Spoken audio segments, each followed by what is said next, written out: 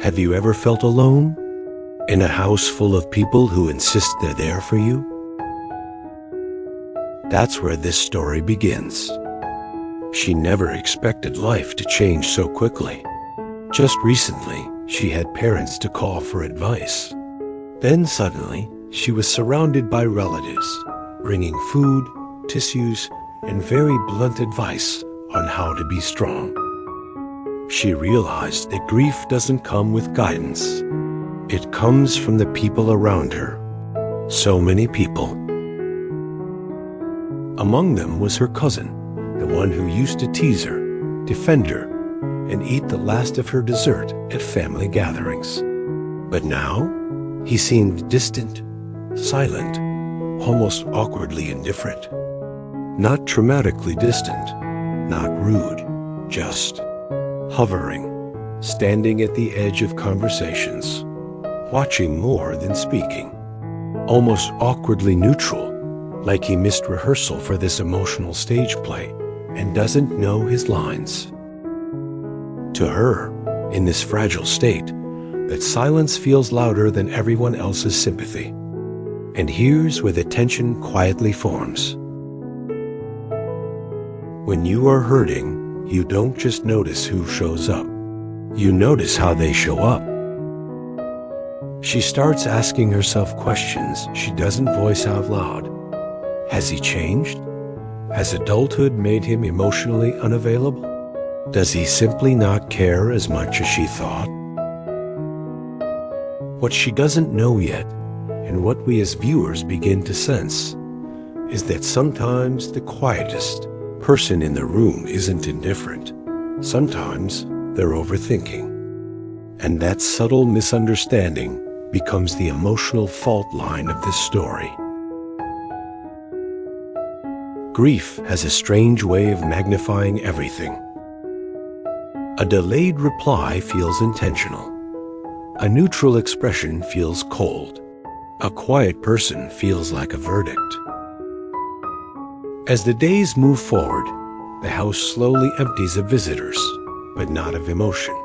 The casseroles stop arriving. The advice becomes less frequent.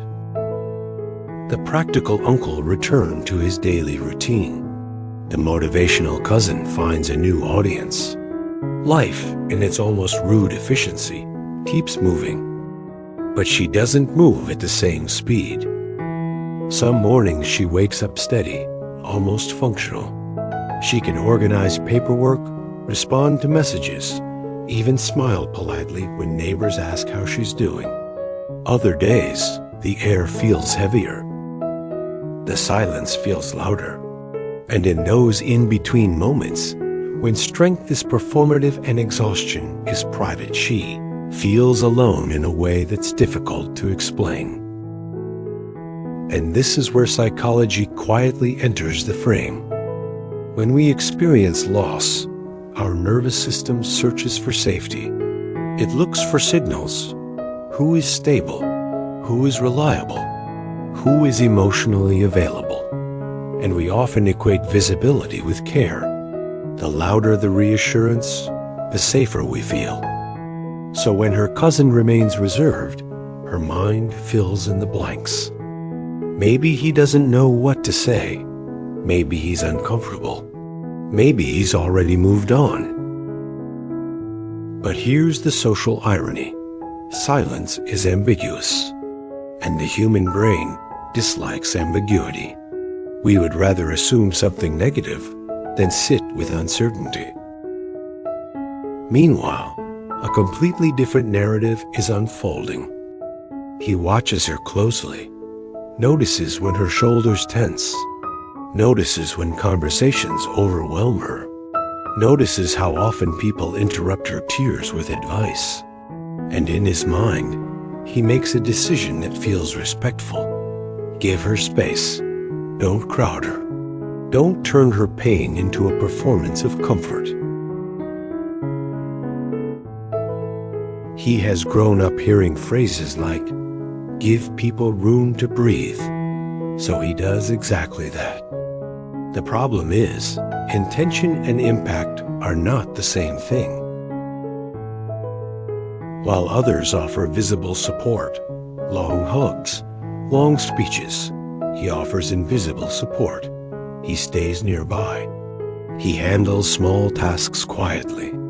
He checks in through practical gestures instead of emotional declarations. But she doesn't see it that way.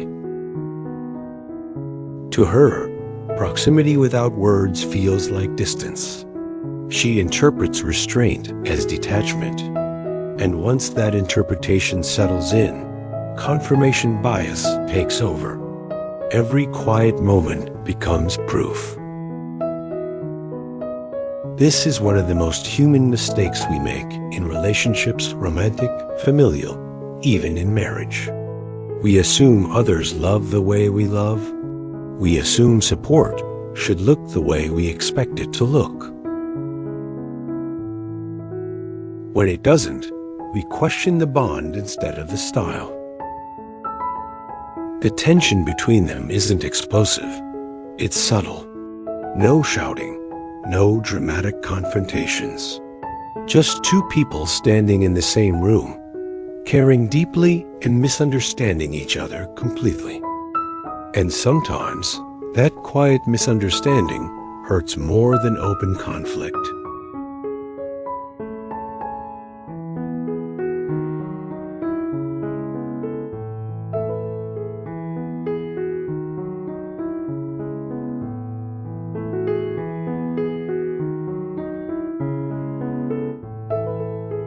The turning point doesn't arrive with dramatic music or a perfectly timed speech.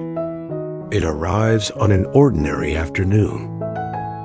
The house is quieter now, not the loud quiet of visitors pretending to whisper, but the real kind, the kind that forces you to sit with your own thoughts. She's at the dining table, staring at a cup of tea that has gone cold. It's one of those in-between days, not collapsing, not strong, just tired. He's there too, debating something that has probably been running through his head for days. Because here's what we don't often see in stories about grief: the pressure on the bystanders, the fear of saying the wrong thing, the silent calculation, will this help? Or will this make it worse? He has replayed conversations in his mind, practiced sentences he never said, convinced himself that restraint was maturity. But maturity, he begins to realize, can sometimes be a well-dressed form of avoidance. And that's the psychological shift. Up until now, he has defined respect as distance. He believed giving her space was the safest choice. But what he didn't account for was emotional visibility. Space without reassurance can feel like absence. He watches her that afternoon and sees something he can no longer ignore. Not dramatic sorrow, not breakdowns, but isolation. And something in him moves. Not guilt, not panic, just clarity. He walks over. No grand gestures, no rehearsed lines, no cinematic embrace, just honesty. I didn't know how to help, he says. I thought giving you space was the right thing, but I don't want you to think I'm not here. It's simple, almost awkward, the kind of sentence that feels unfinished. But it lands. And that's when the emotional tension dissolves, not because grief disappears, but because misunderstanding does. She realizes that his silence wasn't indifference. It was caution, overthinking, a different emotional language. And he realizes that good intentions don't automatically translate into felt support. This is the climax of the story, but it's quiet.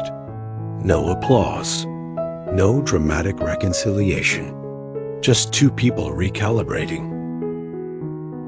They don't fix grief that afternoon. Grief isn't something you fix, but they remove the invisible wall between them. And sometimes, that is the most important repair of all.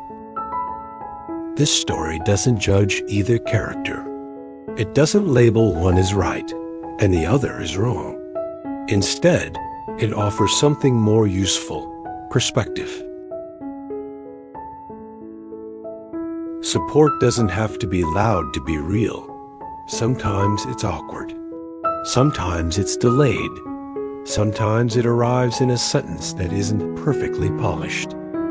But if it's sincere, it counts. And maybe that's more than enough.